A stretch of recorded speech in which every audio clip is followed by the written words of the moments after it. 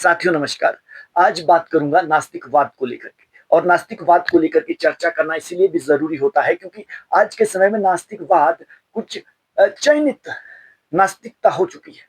यानी सिलेक्टिव किसी विशेष समुदाय के लोगों को टारगेट किया जाता है या विशेष चीजों को टारगेट किया जाता है। मैं कहूं तो हिंदू समाज को विशेष तौर पर नास्तिक वाद से जुड़े हुए लोग टारगेट करते हैं और हमारी देवी देवताओं को टारगेट किया जाता है, हमारे ग्रंथों को टारगेट किया जाता है, शास्त्रों को टारगेट किया जाता है। यहाँ की वो चाहे यज्ञ अनुष्ठान से जुड़ी हुई चीजें हो, पूजा पद्धति से जुड़ी हुई चीजें हो या बहुत सारी चीजें हो, इन्हें अंधविश्वास के अंतर्गत लाने का प्रयास किया जाता है या इन्हें टारगेट किया जाता है, एक नैरेटिव सेट किया जाता है इसे, है ना। तो ये एक सिलेक्टिव नास्तिकता है। तो इस पर चर्चा करना बहुत जरूरी है साथियों। आज आपने देखा होगा कि बहुत सारे वामपंथी लोग जो खुद को नास्तिक मानते हैं, नास्तिक होना कोई बुरी बात नहीं है, ईश्वर को नहीं मानना या ईश्वर की परंपराओं को नहीं मानना नास्तिकवाद है, या आत्मा को नहीं मानना, उससे जुड़ी हुई सिद्धांतों को नहीं मानना नास्तिकवाद है। लेकिन जब इसमें राजनीति का रंग रूप चढ़ जाता है तो ये बहुत हानिकारक होता है। तो ये बहुत अलग अलग प्रयोग करने लगते हैं, है ना। वामपंथ खुद को सबसे बड़ा नास्तिकवादी मानता है और वामपंथ ही वो अलग अलग प्रयोग करता रहता है जो किसी समाज के लिए सबसे खतरनाक साबित होते हैं, है ना। इन्होंने पहले बहुत अलग अलग, अभी इनका ही एक प्रयोग है नक्सलवाद, ठीक है। इनसे ही लोग प्रेरित होकर के नक्सलवाद से जुड़े हुए हैं, इसमें कोई दो राय नहीं है, आप इसे जुटला नहीं सकते हैं। हालांकि कोई वामपंथी नक्सलवादी है ये कहना नहीं है, लेकिन इन विचारों से कोई नक्सलवादी बना है, उस किसी भी स्तर पर हो, इसे समझ सकते हैं। लेकिन सरकार की मजबूत पकड़ की वजह से अब ये ढीला होता जा रहा है ना। तो आज के समय में इन लोगों ने जो है विशेष तौर पे हिंदू समाज को टारगेट करना शुरू कर दिया है। हिंदू समाज में एक ऐसी चीजें पैदा कर रहे हैं जो वर्तमान समय में बड़े परिदृश्य में नजर आ रही है। हिंदू समाज को एक दूसरे के खिलाफ खड़े कर रहे हैं। इसके पीछे की जो सारी एक तरह की स्क्रिप्ट तैयार होती है वो यही लोग करते हैं, है ना। वामपंथी सोच के जो लोग हैं वो खुद को नास्तिकवादी बताते हैं और आस्था से जुड़े हुए लोगों को आज दलित समाज का कोई एक प्रयोगशाला बना के रखा है। दलित समाज के लोग इस प्रयोगशाला में सबसे अधिक फंसते जा रहे हैं। वो सोचते हैं कि हमारे न्याय हित की बात हो रही है, लेकिन उनका राजनीतिक प्रयोग किया जा रहा है। इस पर सोचना, बात करना और इस चीज को समझना बहुत जरूरी है। वो किस रूप में मैं आपको बताने की कोशिश करता हूँ साथियों। आजकल आपने एक चीज बहुत बड़े स्तर पर देखी होगी, या पुरानी जो बातें हैं, हिंदू समाज से जुड़ी हुई कोई भी चीज हो उसे कुप्रथा के रूप में दिखाना या उसके खिलाफ गालियां देना या उसके खिलाफ बोलना, ये एक सामान्य बात है। कर रहे हैं लोग जो खुद को नास्तिक मानते हैं, वो हमारी परंपराओं को, हमारी आस्थाओं को बड़े कठोर शब्दों में उसकी निंदा करते हैं। लेकिन ये हिंदू समाज के लिए ही क्यों है? गलत चीजें तो सभी जगह है। मुस्लिमों में देखिए कितनी बुरी चीजें, वहां हलाला जैसी चीजें हैं, 3 तलाक जैसी चीजें हैं और भी बहुत खतरनाक चीजें हैं। उसके अंदर में कुरान देखिए, उसमें तो बहुत सारी आयतें ऐसी लिखी हुई है जो हिंसक है, पूर्ण रूप से गैर मुस्लिमों के प्रति। इसमें कोई छुपाने वाली बात नहीं है, सबको पता है। लेकिन कोई भी वामपंथी या खुद को नास्तिक बताने वाला व्यक्ति इस पर कुछ नहीं कहेगा। इसके साथ उनकी संवेदनाएं होती है, इससे अल्पसंख्यक कह करके वो इसका समर्थन करते हैं, इनके साथ खड़े होते हैं। लेकिन जहां पे हिंदुओं की बात आती है वो इसके खिलाफ खड़े होते हैं। और आजकल सोशल मीडिया के जरिए बहुत बिना आधारहीन बातों को फैलाया जाता है, हिंदू समाज के खिलाफ या शास्त्रों के खिलाफ या बहुत सारी चीजों के खिलाफ। तो इसमें फंसता कौन है? फंसता सामान्य उस वर्ग का व्यक्ति फंसता है बेचारा, जो कम अध्ययन कर पाता है, कम चीजों को समझ पाता है। वो फेसबुक या यूट्यूब पर, व्हाट्सएप पर आने वाली जानकारी को ही अंतिम सत्य मानता है और वहीं से ये भ्रामक स्थितियां पैदा होती है। और यही एक सिलेक्टिव नास्तिकवाद है जो अपने ही परिवार के खिलाफ खड़ा होता है, अपने ही समाज के खिलाफ खड़ा होता है, अपने ही जो हमारी धार्मिक व्यवस्थाएं हैं, हमारी सामाजिक व्यवस्थाएं हैं, हमारी संस्कृति है, उसके खिलाफ खड़ा होता है ना। साथियों, ये ब्रेन वॉश वाली स्थिति है। एक आदमी को कुछ समय के लिए अगर 10 हिंसक लोगों के साथ रख दिया जाएगा तो वो हिंसक बन जाएगा।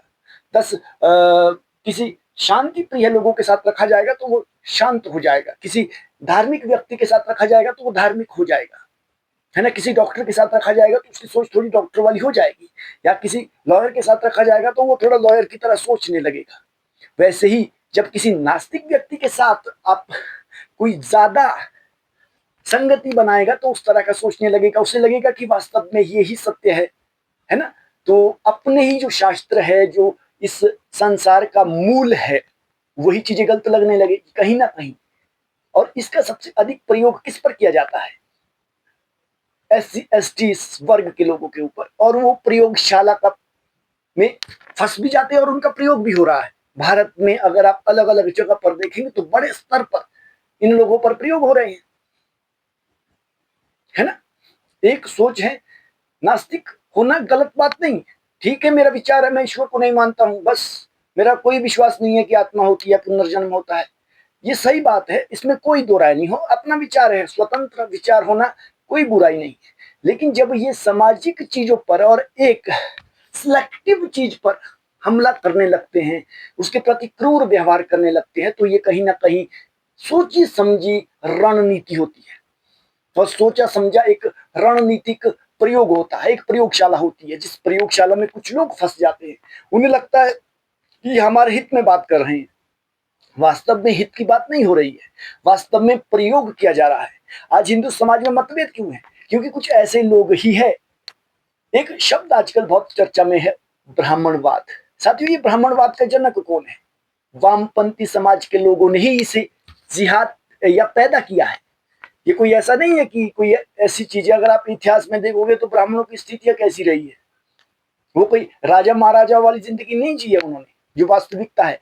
लेकिन समाज को दो टुकड़ों में तोड़ने की जो साजिश पहले औपनिवेशिक काल के समय अंग्रेजों ने की थी, उसी चीज को ये वामपंथी लोग आगे बढ़ा रहे हैं। और कुछ लोग जो स्वयं से अध्ययन नहीं करते हैं या फिर अपना मजबूत कोई तार्किक शोध नहीं करते हैं, सिर्फ जो यूट्यूब के व्हाट्सएप के जरिए चीजें आती हैं या फिर सोशल मीडिया के जरिए जो चीजें आती है उसी को अंतिम सत्य मानते हैं, तो वहां पर ये समस्या उत्पन्न होती है। तो इसीलिए जो ये नास्तिकवाद, सिलेक्टिव नास्तिकवाद है, ये कहीं ना कहीं भारत के लिए, हिंदू समाज के लिए विशेष तौर पर बहुत बड़ा खतरा है। और आने वाले समय में ये बहुत बड़ी समस्याएं उत्पन्न कर सकता है। इसीलिए इस पर विशेष रूप से सोचने की जरूरत है, इस पर बात करने की जरूरत है। और इस तरह के जो नैरेटिव गढ़े जाते हैं, आप हर कहीं आजकल, एक वो अल्मोड़ा वाला आपने देखा होगा परसों, अंकिता भंडारी जी उस से जुड़ा हुआ जो केस है, वहां पे कुछ लोग इकट्ठे होते हैं और जातिवाद को बहुत बड़ा मुद्दा बनाने की कोशिश करते हैं। वहां पे उस चीज की क्या जरूरत है? और उस केस में कोई ब्राह्मण व्यक्ति जुड़ा हुआ भी नहीं था, लेकिन फिर भी ब्राह्मणों के खिलाफ बोलना या फिर समाज के अंदर हिंदू ग्रंथों के खिलाफ बोलना या फिर देवी देवताओं के खिलाफ बोलना या हमारी आंतरिक व्यवस्थाओं के खिलाफ बोलना, किसी को लोगों ने नास्तिकवाद मान लिया है।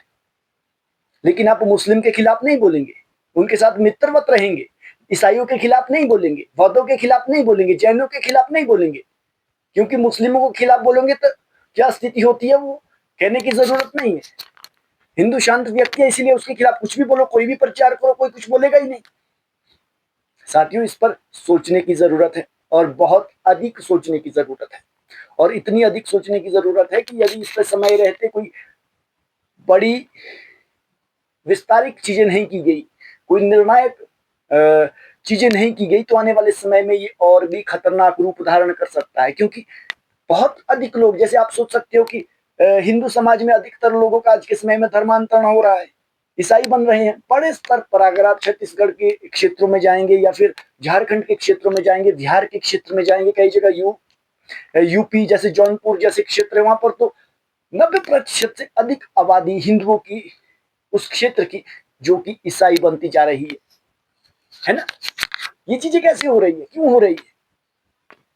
और इन्हें वहां पर भी वही सुविधा मिल रही है जो हिंदू रूप में मिलनी चाहिए थी।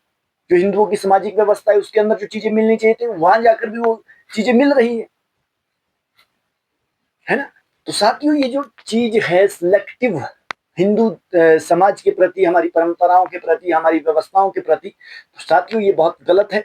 इसके खिलाफ एकजुट खड़े होकर आवाज उठाने की जरूरत है। यदि समय रहते इस पर कोई बात नहीं की गई तो आने वाले समय में ये बहुत विकराल रूप धारण करेगा और हिंदू समाज के लिए खास तौर पे बहुत घातक चीज हो सकती है, बहुत संकट हो सकता है।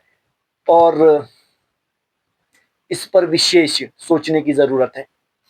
साथियों, ये थी छोटी सी जानकारी जो एक वर्तमान परिदृश्य को दिखाती है और एक सिलेक्टिव नास्तिकवाद की बात नजर आती है, क्योंकि नास्तिकवाद केवल या नास्तिकता जो है वो केवल हिंदुओं के पक्ष के लिए नजर आती है, दूसरे समुदाय के लिए नहीं आती है नजर।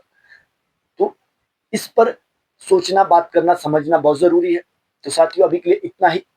तो अगर आपको ये जानकारी अच्छी लगी हो तो हमारे चैनल को जरूर सब्सक्राइब करें और लाइक कमेंट जरूर करें। फेसबुक पर आप इसे फॉलो करें और शेयर करें। जय श्री कृष्ण।